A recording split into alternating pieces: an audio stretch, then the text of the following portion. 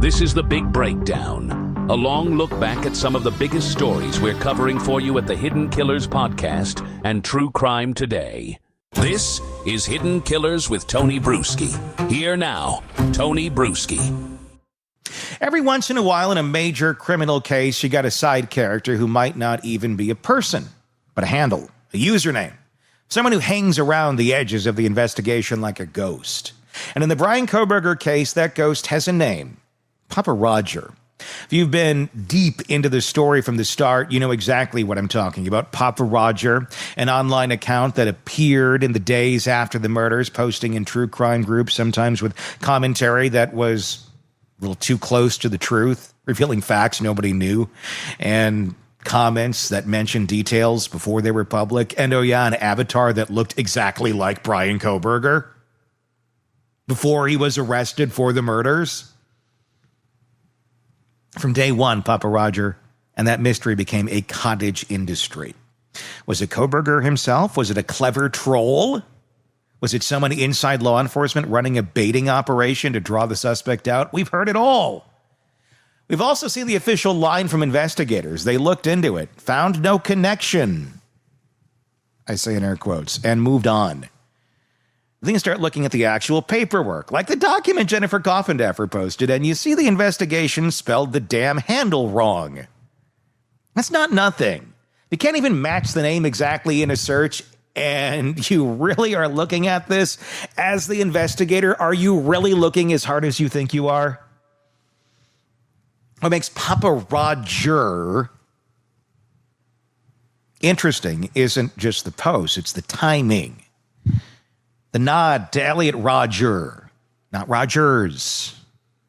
The tone, the overlap with what we know about Kohberger's habits. This was the guy who, according to Jennifer and many others, fed on data. He deleted searches as he made them. He studied every detail, and he clearly enjoyed slipping into spaces, digital or otherwise, where he could watch and comment without revealing himself.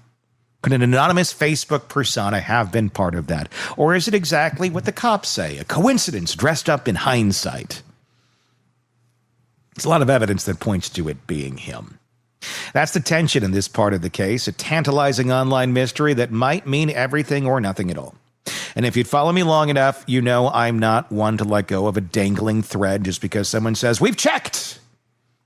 Jennifer, you've also checked. You've done a lot of deep digging on this. You've gone down the rabbit hole most people didn't even know existed. Let's dive into this.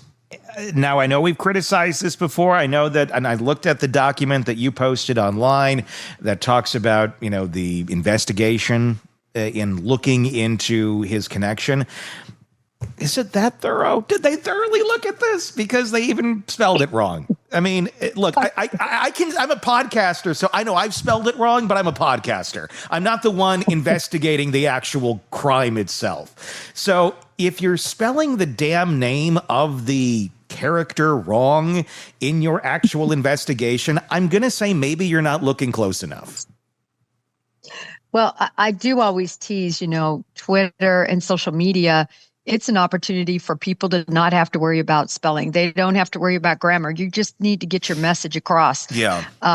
And so, it's not a police report, but these are police reports. Yes. And in police reports, to your point, you shouldn't be wrong because it should be very thorough. You relook at it. I was very meticulous on police reports.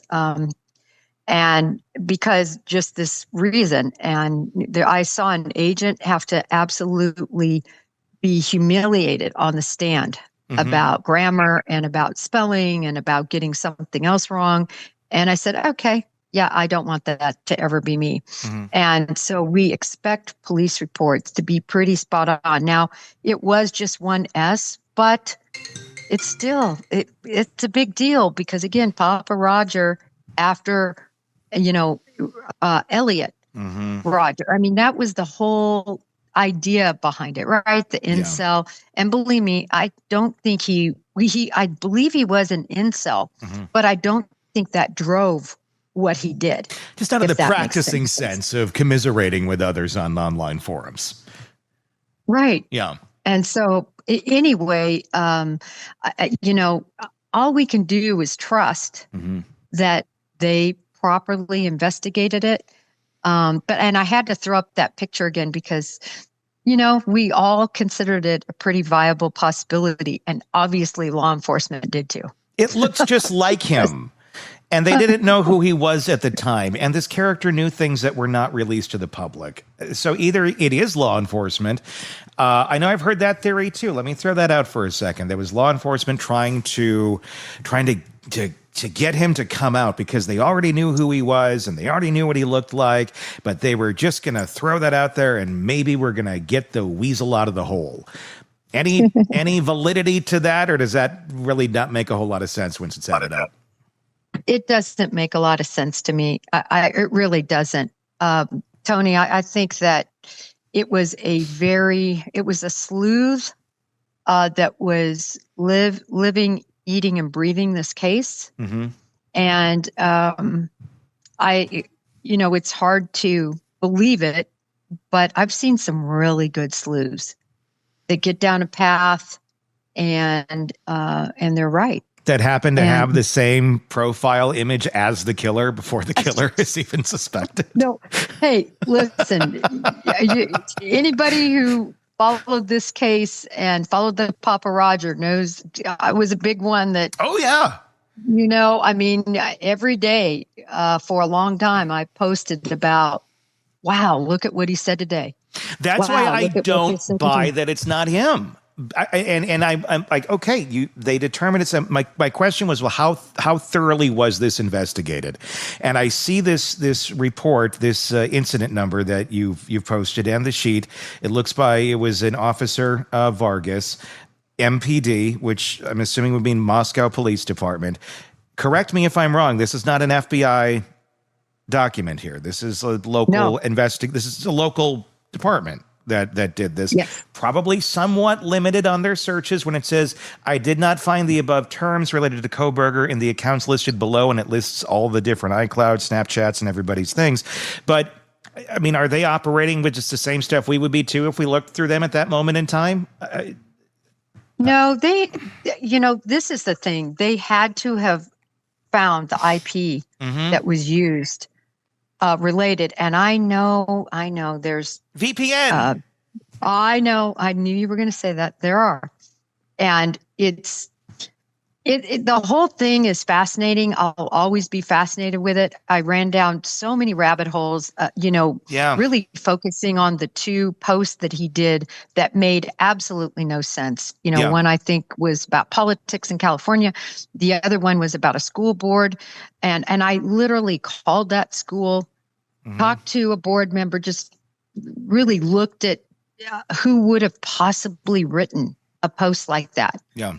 And none of the people I talked to posted about Papa Roger that were part of that whole school board posting, if that makes sense. I ran that. I spent way too long on that.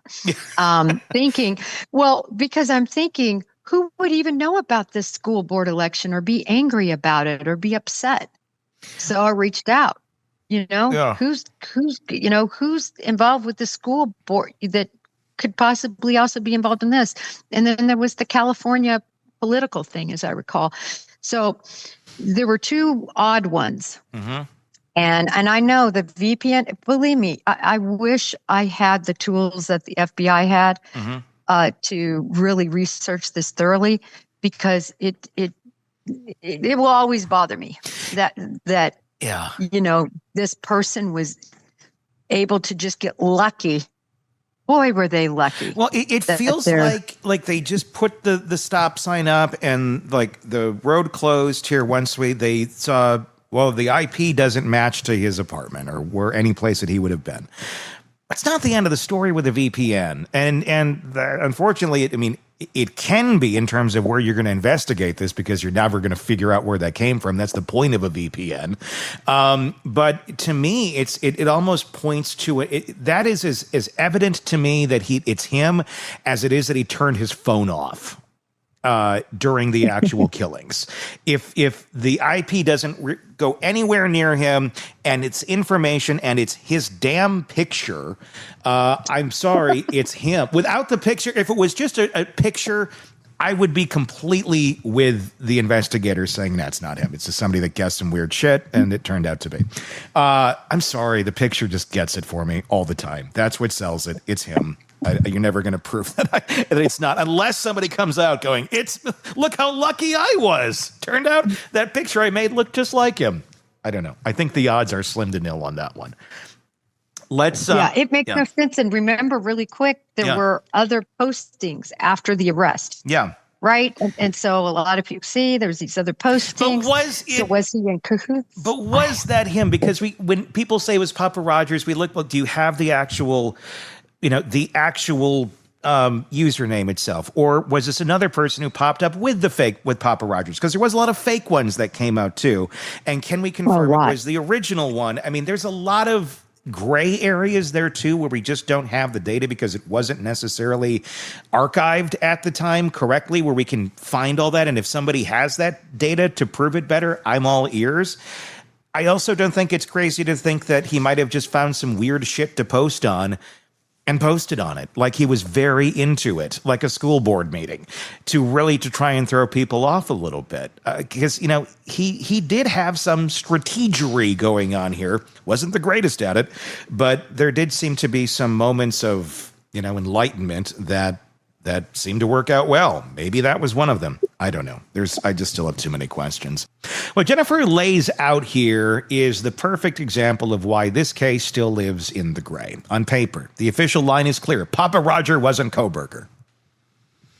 But when you strip away the press release language and look at the bones of the investigation, the edges start to fray. A misspelled username in an official search. The document that says it's not him. You didn't even spell it right. Look, I'm not trying to rag on your investigation, but I'm just saying you should have looked a little harder. Because the IP didn't match, that's a VPN. He knew how to hide his digital footprints. I don't know how you argue that the picture of him and knowing information no one else knew could possibly be somebody else. In reality, that's just not possible.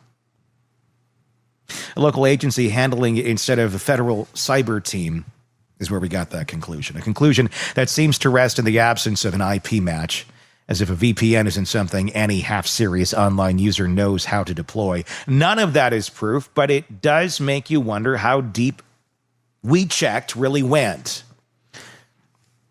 And considering this thing was going up to, trial about a week before he confessed, I'm kind of shocked there wasn't deeper digging on this. Then there's a human side of it. People forget how strange the early days of this case were before there was a suspect. Papa Roger's posts were dissected like tea leaves, and after the arrest, suddenly there was other Papa Roger popping up, trying to ride the waves, muddying the waters. Which account was the original? Which posts were legit? By the time you're 3 layers deep in fakes and duplicates, the digital trail starts to look like the Hall of Mirrors. And that's where this conversation really lands. In the uncomfortable space between what's technically resolved and what still doesn't sit right. Could Kohberger have been Papa Roger? Sure. Could it have been an obsessed sleuth with a knack for picking up on non-public details and identifying the killer psychologically, telepathically, and creating a persona that just happens to look exactly like Bryan Kohberger? No. I'm just going to say no, it couldn't have been. Because that's not logical. Is it possible? I'm going to go with no, too. No. How would you know what the killer looks like? How would you have inside details of the crime if you weren't the killer?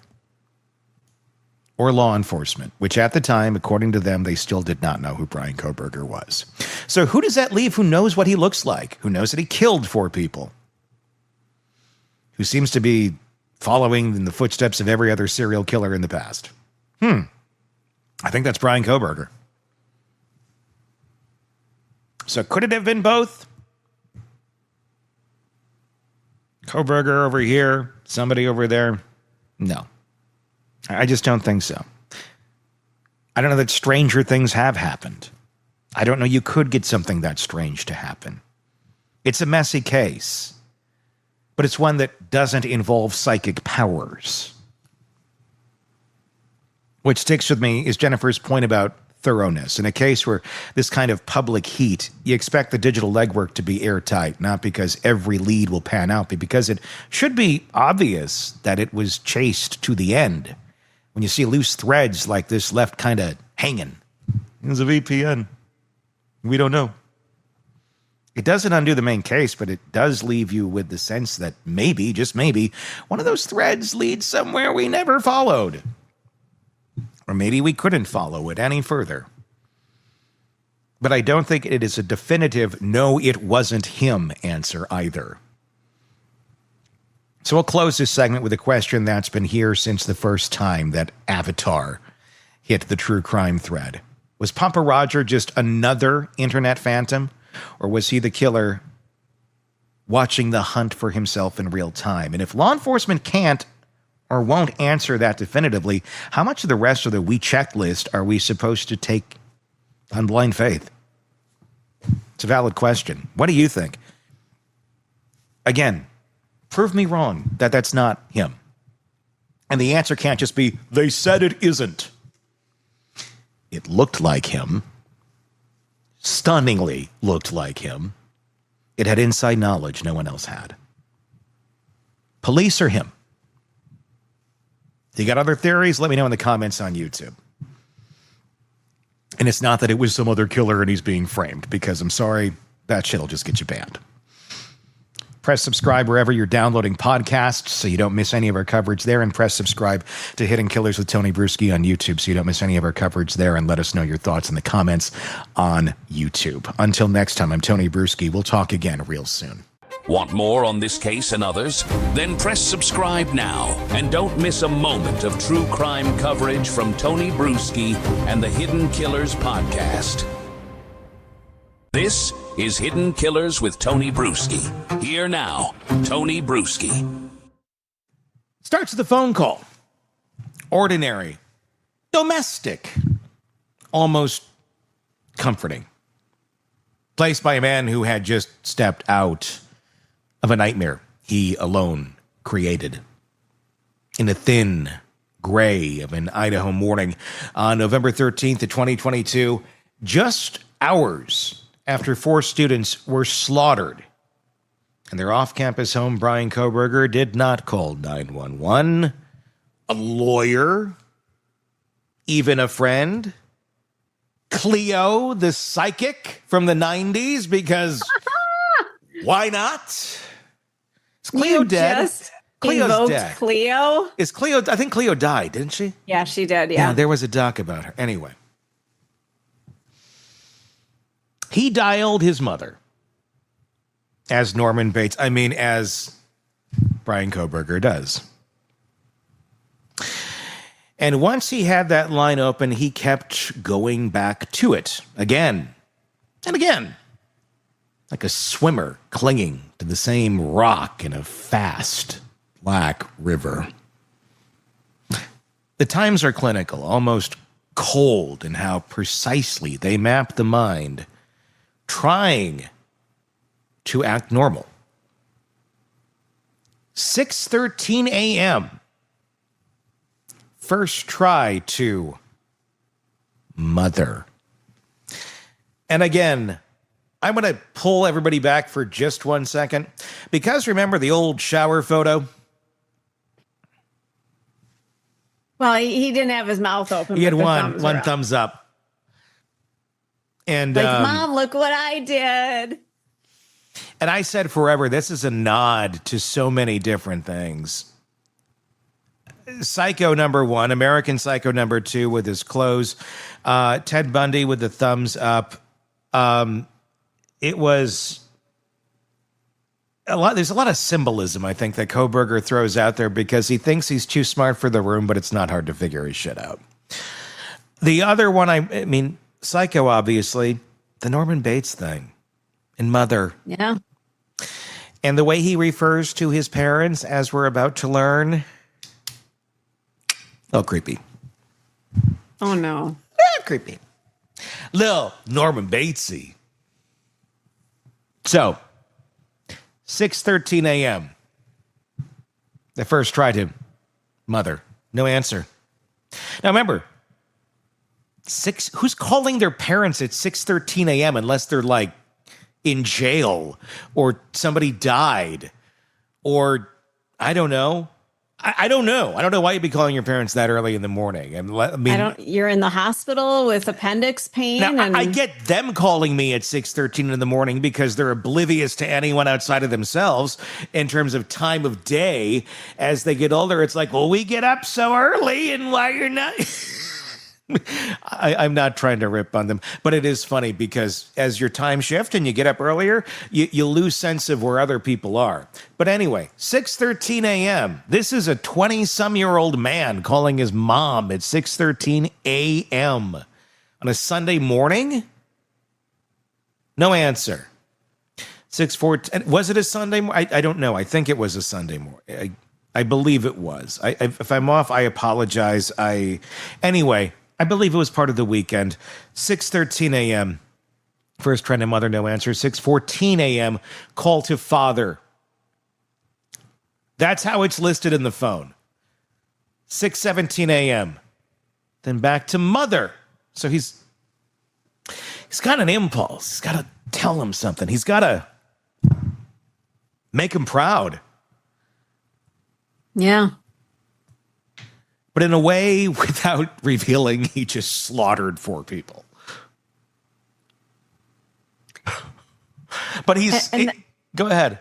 That's what's really, I'm sitting here thinking, like, what would make me want to call my mom? Like, if I just did something that I was super proud of, especially at that time in the morning. Yeah. Like, Mom, I can't wait to tell you what I did, but I kind of can't tell you what I did. And it's Saturday morning, it's Sunday morning at 6:17. I'm really proud of what I did, but I can't tell you what I did or who I did. Yeah, but I need to talk to you. We need to have a conversation. I need Josh you to hear. Groban was in town.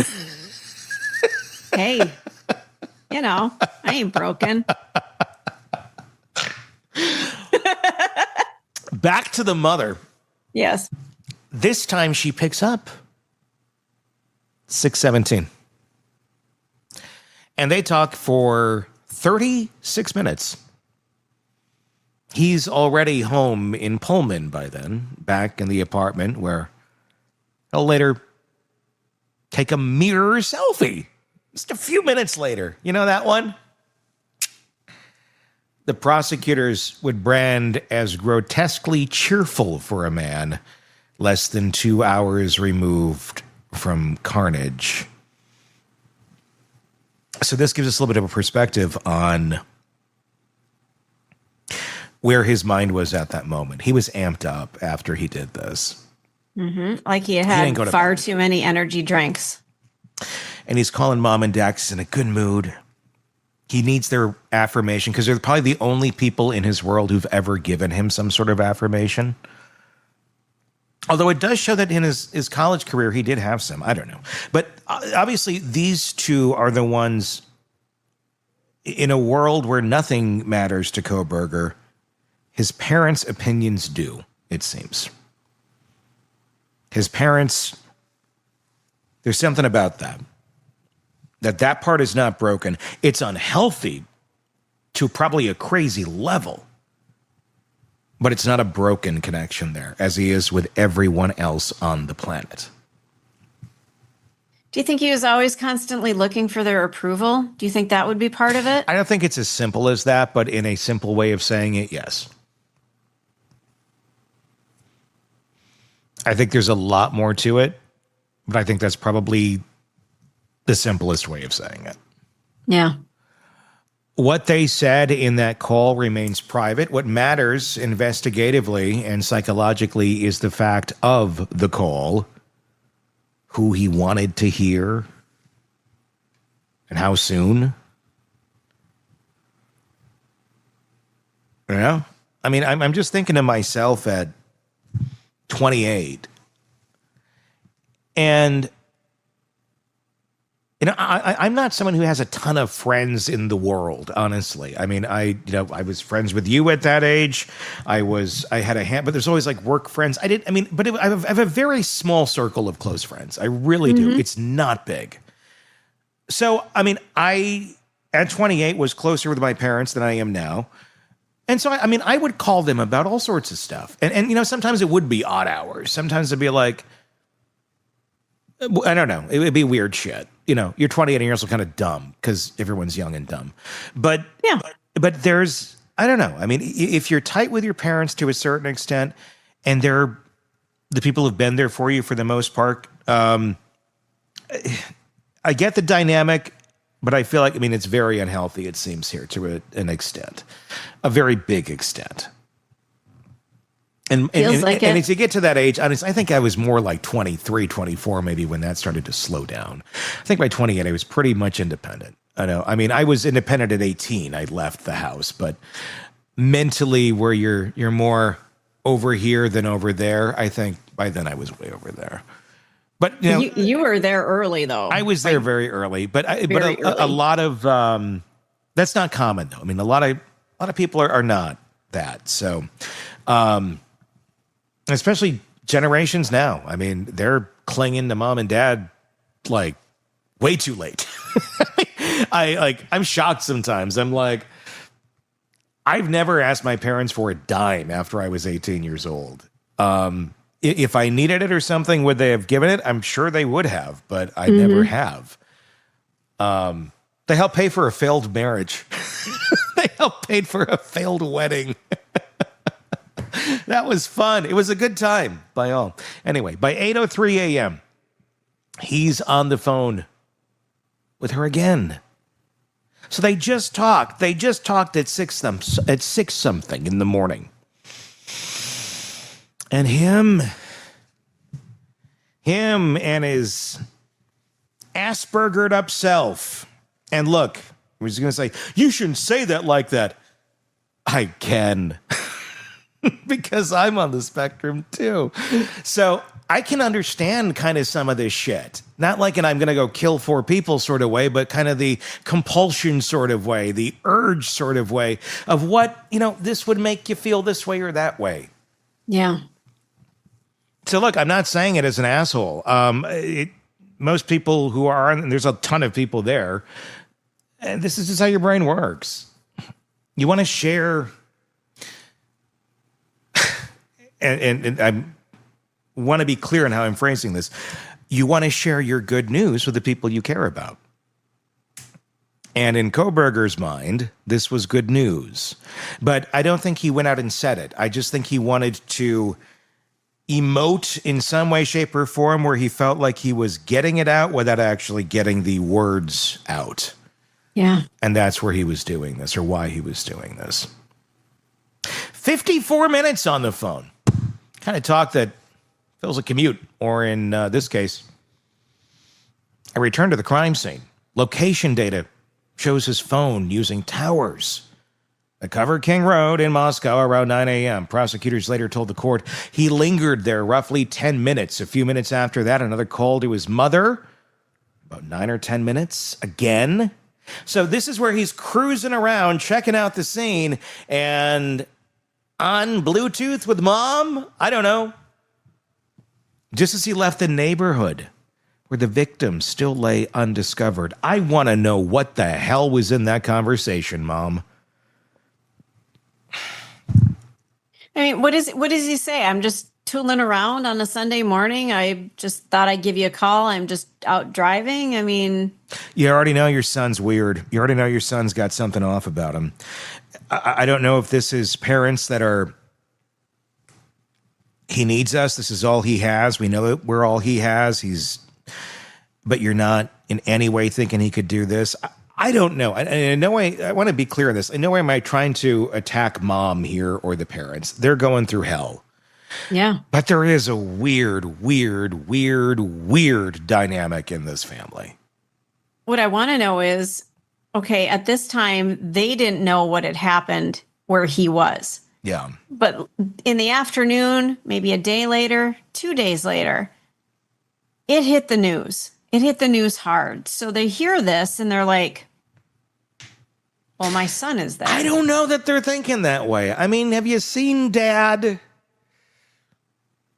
Yeah. I mean, I don't know what to say there. I'm not going to say anything mean, but have you seen Dad? Have you seen the video? Have you watched Dad interact a little bit? Watch Dad interact a little bit and make your own judgments. Okay? In terms of, yeah. I don't know, anything. Seems like a nice guy. Seems like a genuinely nice guy that would take the shirt off of his back for anybody. But Dad seems a little off. Yeah. I don't know what else to say. We know nothing about Mom. We saw her come out of the courtroom. We have a picture of her coming out of the court with her bouffant hair, which is like, that I found to be a little odd as well. It's like, we're doing bouffant hair. Okay. As we're coming out at like, what year is it? Are we at 2025? I mean, to me, it played more into the Norman Bates vibe of things. The sister looked completely normal. And I hate everybody's judging the sister. She's got the Kohberger eyes. And it's like, look, if you're taking all these shots of this woman and you're going to catch her in a weird frame. It's if you're doing 60 frames a second, guess what? One frame's going to look fucking weird. Yeah. Guaranteed exactly. of anybody. So it doesn't make any sense. I mean, she looks like I don't know. I mean, you're not judging normalcy by appearance. Kohberger looks normal by appearance. But I had nothing out of her. I mean, I don't know. She's just trying to live her life. The fact that she's showing up there, I don't know what that says. I don't know that it says support either. I think it might say to her she needs some closure in her life. And being there to witness this happen is what she needs. I don't know. I can't judge that. And their mere appearance does not, to me, also scream, we're supporting our son. Right. I mean, this is a big part of their life they didn't ask for. So they can do as they wish. They are also victims in this. I was just going to say that, they're different kind of victims, but their lives are upside down as well. I mean, they didn't ask for it. Unless Mom's sitting there on the phone, yeah, kill him. I'm sure she's not. That's insane. I mean, that's not, is there probably a level of like coddling or a level of not calling this kid out where he needed to be called out? Or maybe they tried it and it just didn't work, because with a mind like that, if you call it out, it doesn't respond, or it responds simply with violence, or it responds with something completely that you can't deal with. And if you're trying to keep a peace in a family with 3 kids, you kind of got to do what you got to do at some points in time. So I have a lot of empathy, but look, I am insanely curious about what the hell is going on here, because he's also talked with her an insane amount while he is in jail. And maybe it's just a mom giving her son support in a way that none of us can understand. I'm a father. If I knew my daughter did this, I'm sorry, I'm not on the phone with her. But that's you. I mean, there may be other parents out there that no matter what my child does, I will love them, even if it's the most horrific thing I've ever seen in my life. Nope.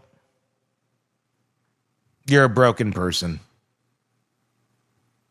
I will love, unless it's something like this, it's unconditional, unless you start doing evil shit, and you are not repentant for it, and you're not any sort of sorry. None of that. The fuck do I need you for at that point? Well, and this qualifies as evil. This isn't Yes. just I robbed a bank or And that's why, look, I can't say how I would, I mean, and that's me having never experienced like anything like this. And I pray to God I never do. I can't imagine I would. But I can't imagine the Kohbergers thought they would either, you know? Yeah. And then they're thrown into this hell and they're trying to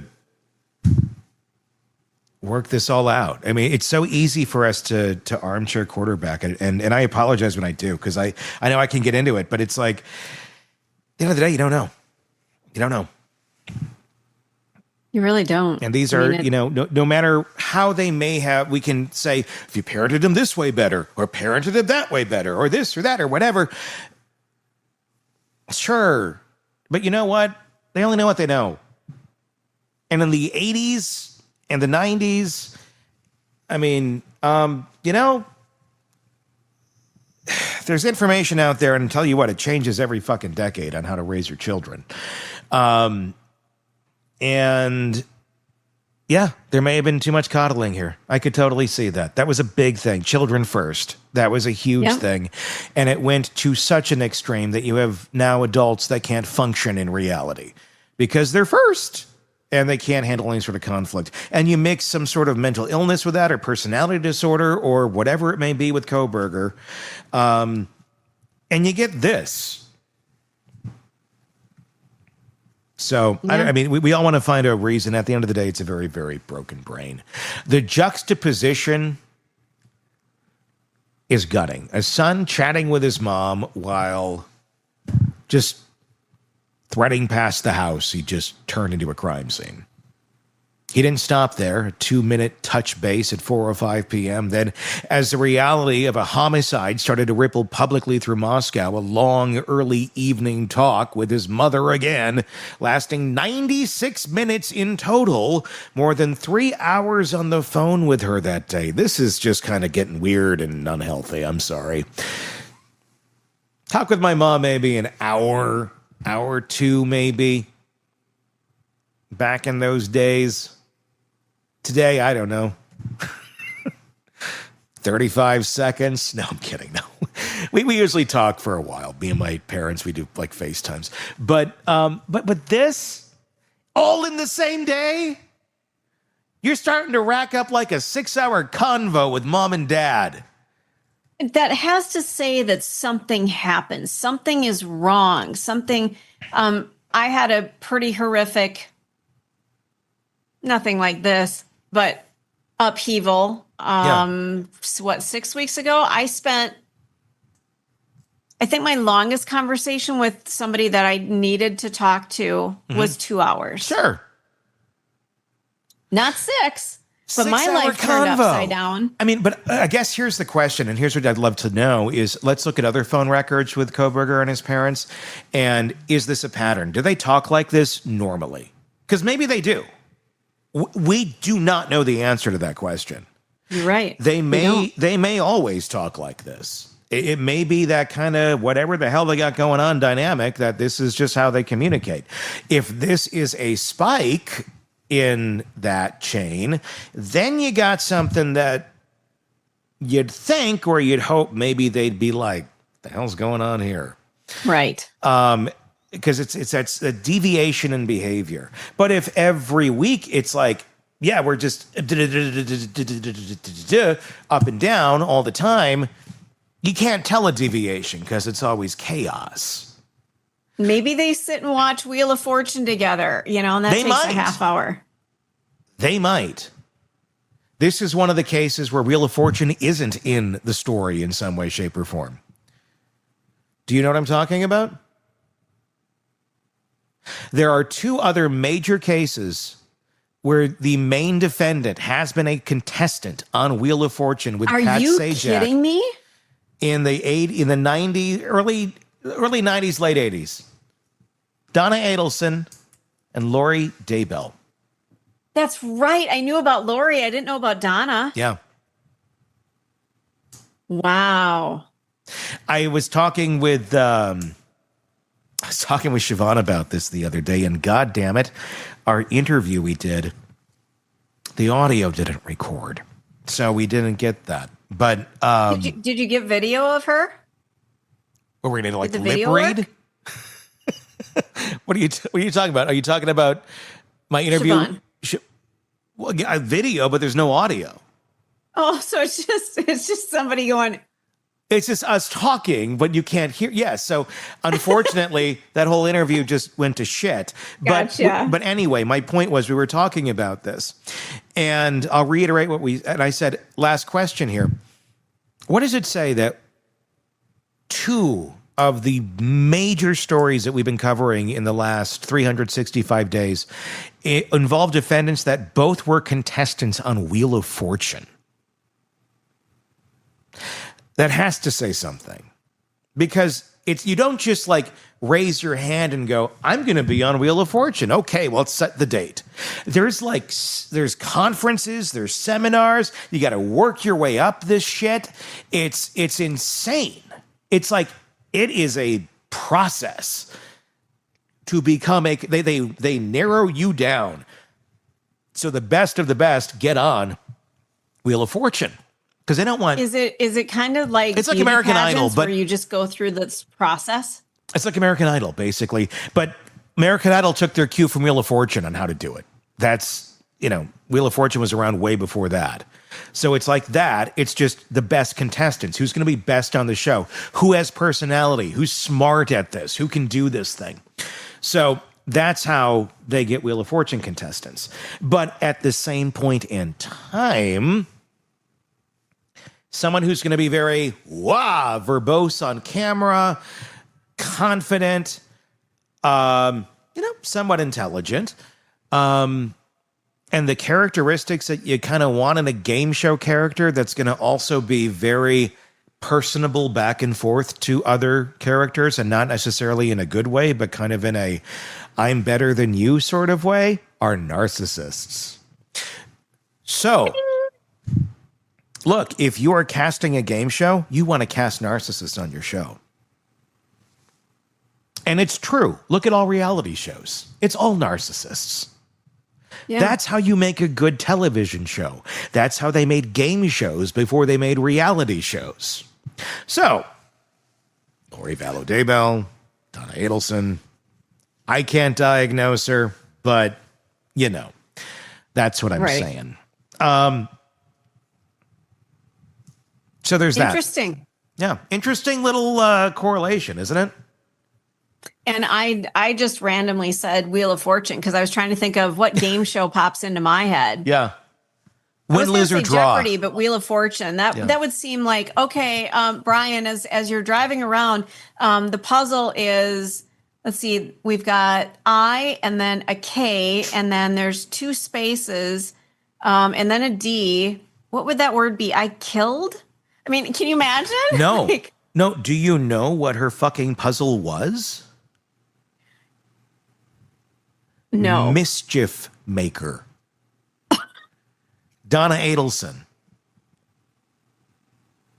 Yeah.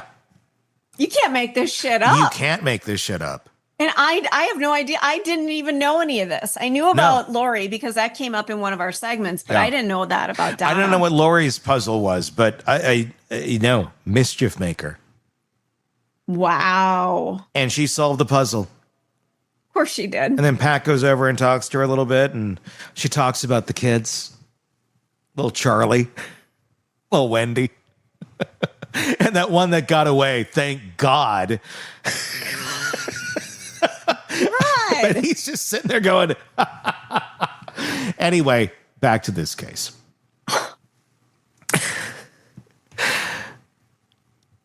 What we know about the digital trail behind those conversations strips away any benign explanation that his phone died during the murders. It didn't. He turned it off at 2:54 a.m. and powered it back on at 4:48 a.m. A human finger pressing a button on a phone whose battery was full. Investigators called that a pretty awesome moment. Not with joy, but with the relief of clarity, whatever story the defense might spin about strategizing or wandering in the night. You don't take sky photos with a powered-off phone. The data made his intent plane. During the killings, he wanted to be digitally invisible. Afterward, he wanted to be, normal. That normal for him.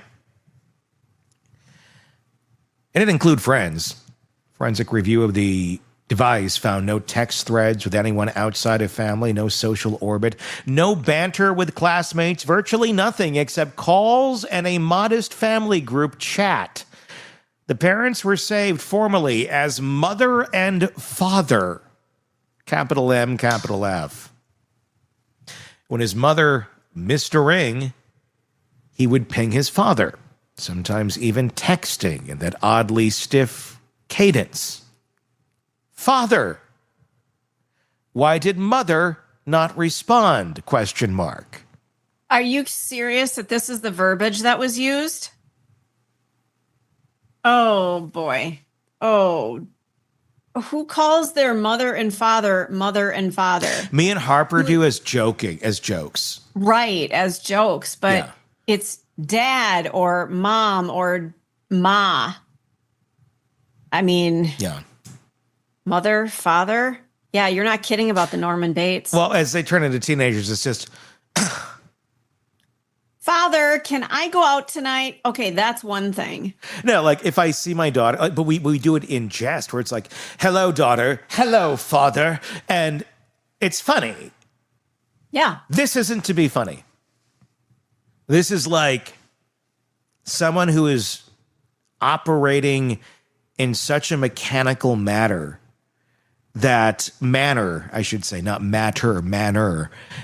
where it's like a printing press almost. Like, what word would I put in this space to make this sentence make sense?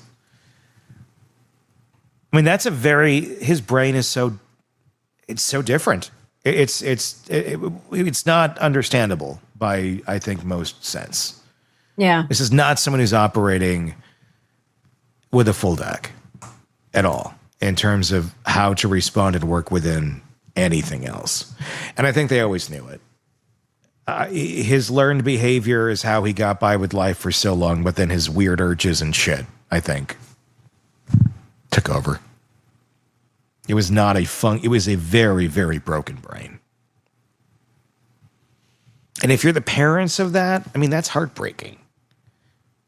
You don't realize how broken it is until something like this happens, I guess, because you're going to sit there and say, well, he's off, whatever. He's autistic and, he's on the spectrum somewhere and that's who he is, but, he's going to college. He's in his master's degree program.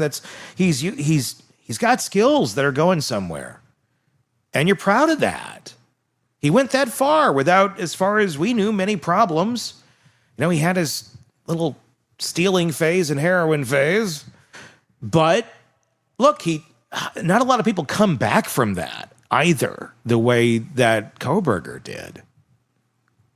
So if you're the parents and you're experiencing that, and this kid came back from heroin addiction and theft and all this shit, and then he's like succeeding, as far as you know, and this happens, that's,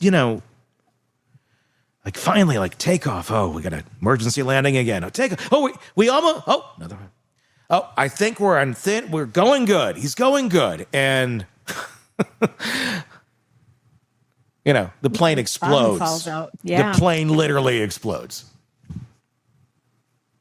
This all reads like a man who rehearses being a son, as if even his intimacy had to be formatted.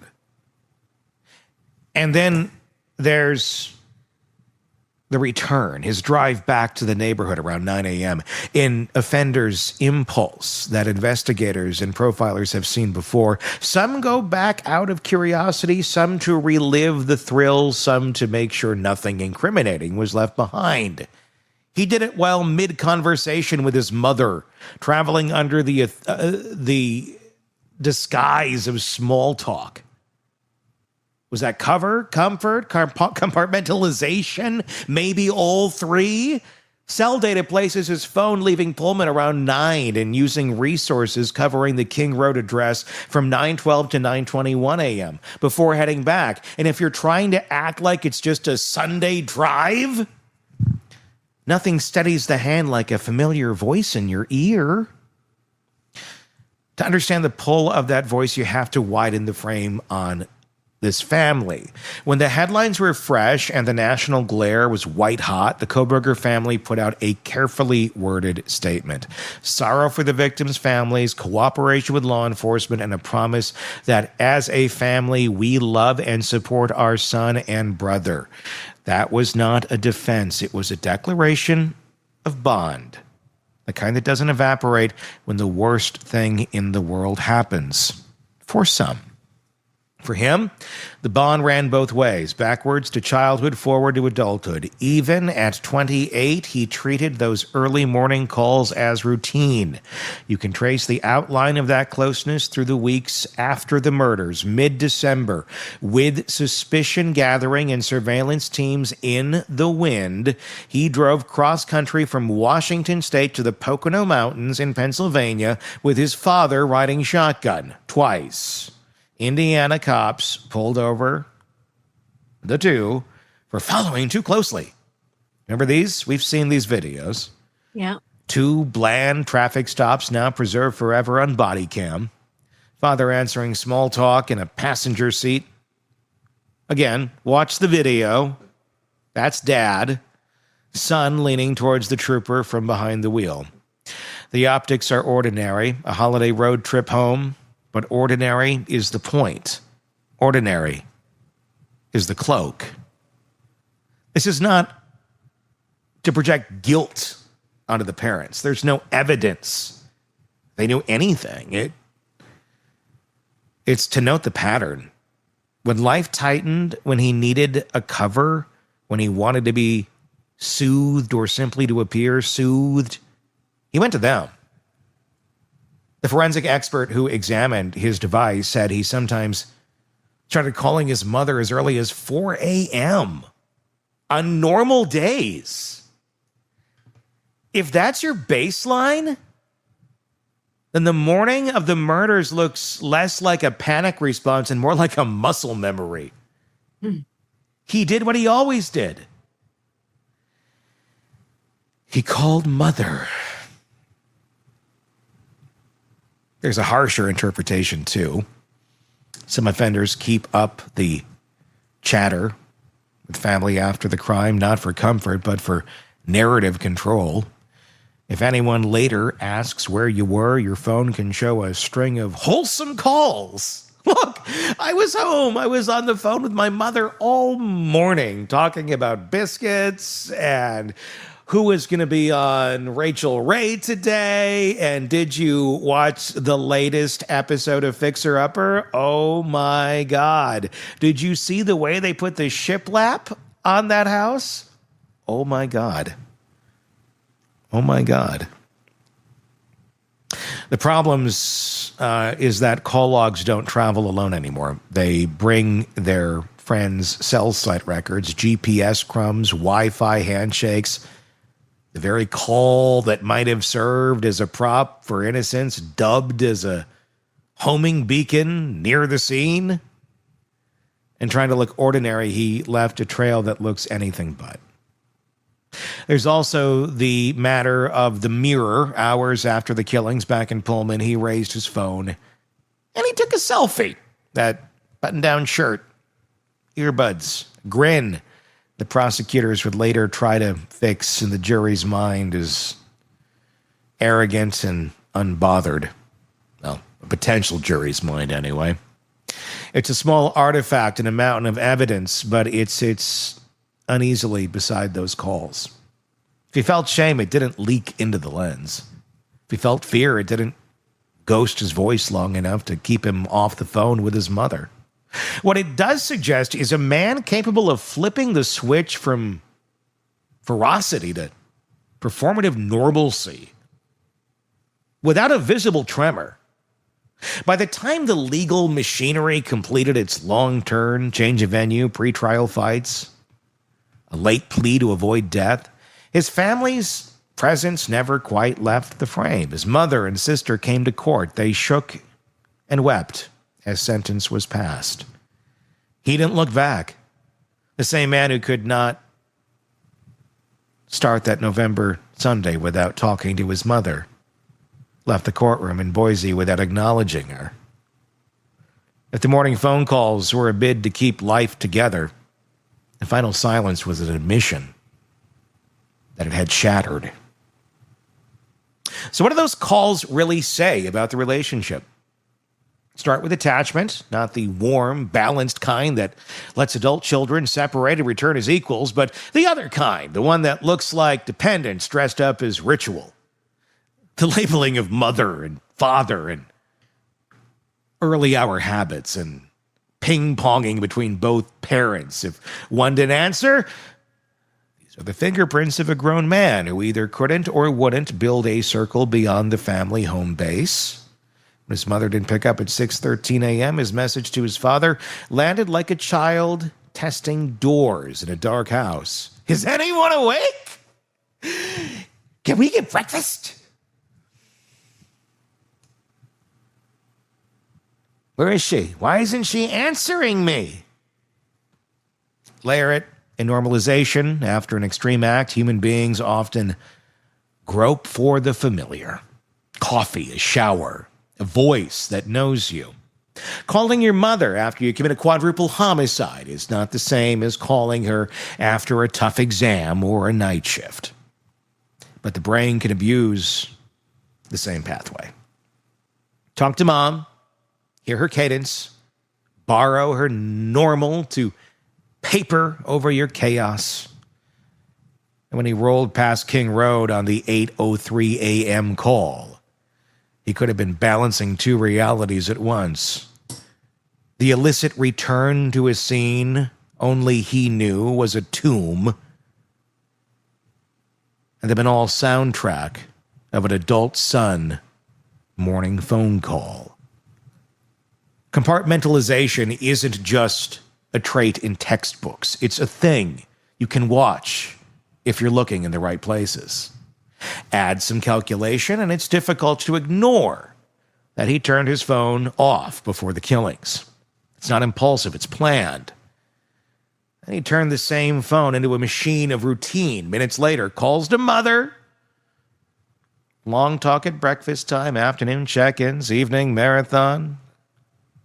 It's also planned in a different way. Creates noise. It plants timestamps that look domestic. But the same digital universe that helps spin the routine also pins it down. The probable cause affidavit, dry as a ledger, lists the 9:12 to 9:21 a.m. coverage near King Road as clearly as a receipt. And if those calls were theater, the cell site data was a stagehand yanking up the curtain mid-scene. And consider identity.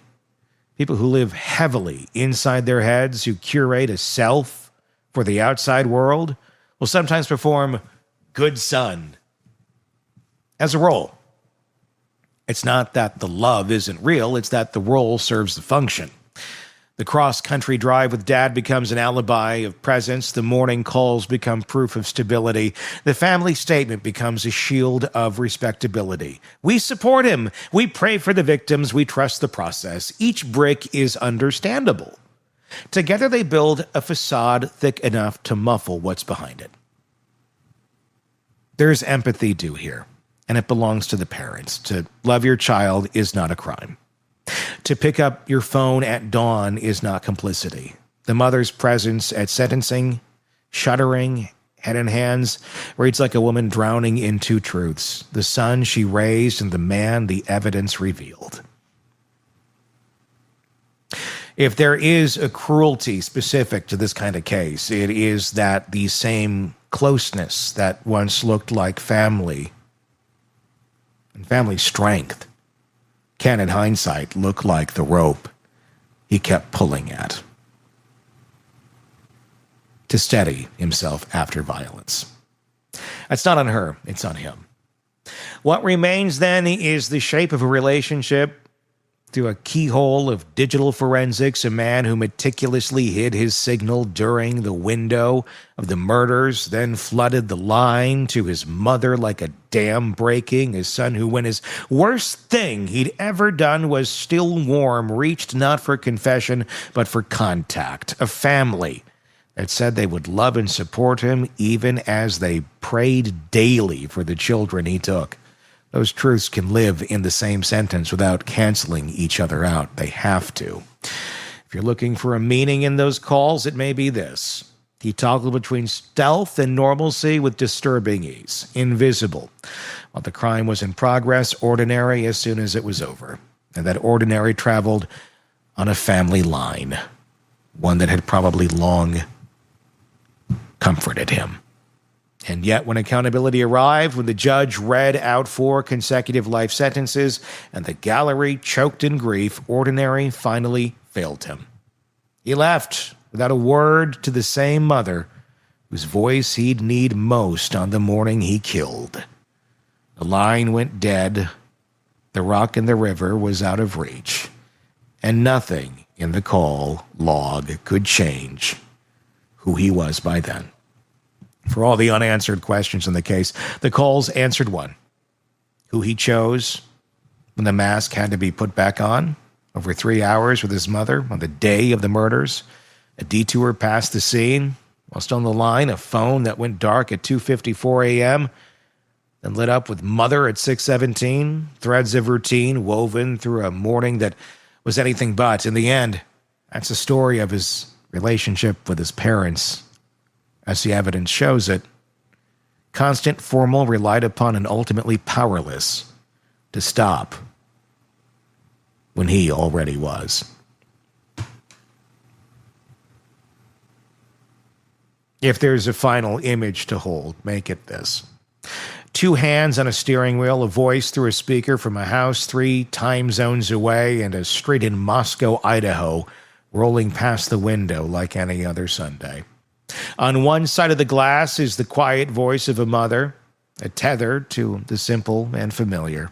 On the other is the house he'd turned into a tomb. Between them, a man who thought he could live both realities at once. The records say what his words don't. The calls, those small domestic calls, are the map. Tell me what you think in the comments section on YouTube. And tell me what you think, Stacey. Right here, right now, as we're sitting here. And you have a slide behind you.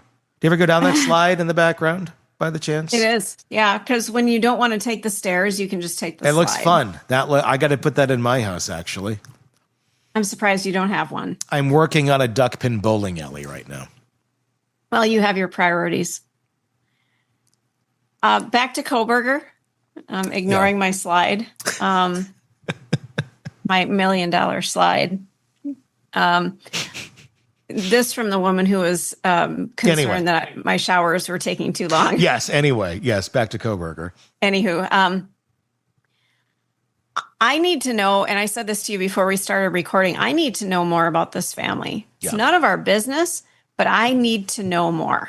Just as a curious individual. Citizen. Yeah, I want to know. First of all, did they know that Bryan was capable of such activity? Did they know that, because we all have family members where you just kind of look at them at Thanksgiving and go, some shit's going to go down at some point with this person. I mean, how do you know that anyone is capable of this unless they've actually done it, I mean, I don't think that's even like a real question. I mean, unless they're like sitting there spouting it off like, I'm going to go kill all these college girls. I mean, if he's doing that, then yes, your son's capable of it. I don't think he was doing that, though. But I wonder what the signs were, because I don't think somebody just wakes up and goes... Quick to anger, hate towards women, really awkwardness, seemingly have no clue how to interact with other people, especially women, and very quick to anger when he's rejected. I can guarantee there's probably 500 people on this earth who saw him exhibit all of those behaviors at one point or another or collectively. Did his sister?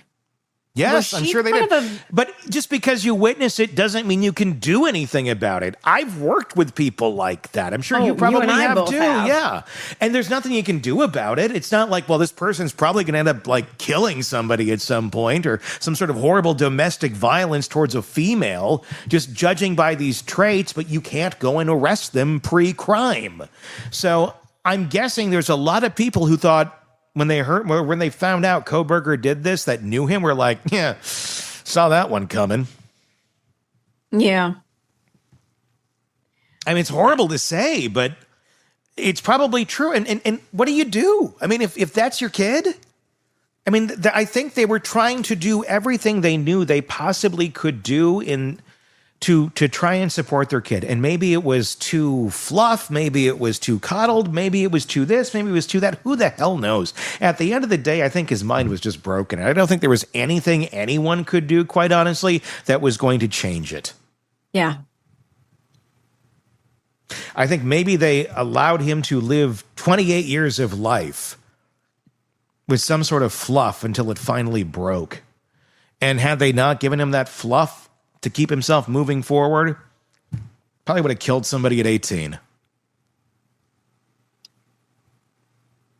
And again, that's what I want to know. Were there any close calls? Were there those moments of he's in a just a outrageous mood and it, you know, he's violent, he's doing all these things. Did they see something before where they just didn't know how to handle him because he was just off the rails? Yeah. You know, I'm sure there were plenty of signs. I'm sure there's plenty of signs they can all look back on and go, yeah, I get it now. But none of them are going to be like, oh, if I just brought that to the police. Because none of them could. You can't do anything. No. There's nothing they could have got. And look, I mean, trying to steer him this way, that way, nobody's going to try and steer their kids to go be a homicidal maniac. No. So, however they steered him, whether it strengthened his screwed up beliefs or it weakened them, I don't know that they had that much of an influence either way. I think his brain was going to do what it was going to do. I think they tried their damnedest. I do feel bad for them. I don't think they're operating the Bates Motel. Was there maybe too close of a relationship there? Maybe, but with the mom and son, and I'm not saying anything weird like sexual or anything like that. I don't think that by any means. But was this like too coddling, too, affirming to Bryan's fucked up thinking? I don't know. But at the end of the day, what do you do? Raise serial killers. At the end of the day, what do you do when you're the parent in that situation? Unless they're telling you, I'm going to go butcher up college kids, which I'm sure he's not doing. You're a parent. You're trying to be there for your kid, and you just probably don't know just how dark this kid is because he's never truly emoted it. And people like this, they compartmentalize things so deep and so far back that it's not surprising it didn't reach the surface and these parents were just as shocked. Yeah. That's how I feel. I mean, it's a weird family. It is. I mean, it's a weird dynamics, but weird doesn't mean bad. It's just, I don't know. Seems like different than the norm. Seems like an odd group of folks. And again, and I'm not saying that in a bad way. It's just odd group of folks. I don't know. I have no idea. But just from what I've observed, they just seem, I don't know. I don't know. And that's the thing. But in no way am I thinking that they in any way had anything to do with encouraging him to do something like this or enabling it or finding out he did it and covering it up. I think he used them for fuel, just as monsters do. They tap into other people and they use them for what will fill there's a lot them to up. learn about this family. Yeah. And I think that's what it was. And yeah, it's got to be hell for them.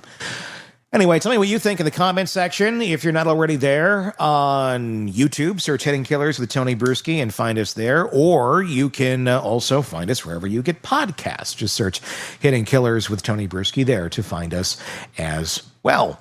All right. We appreciate all of that and your comments. Press subscribe. Until next time, for Stacy and myself, we will talk again real soon. Want more on this case and others? Then press subscribe now and don't miss a moment of true crime coverage from Tony Bruschi and the Hidden Killers podcast.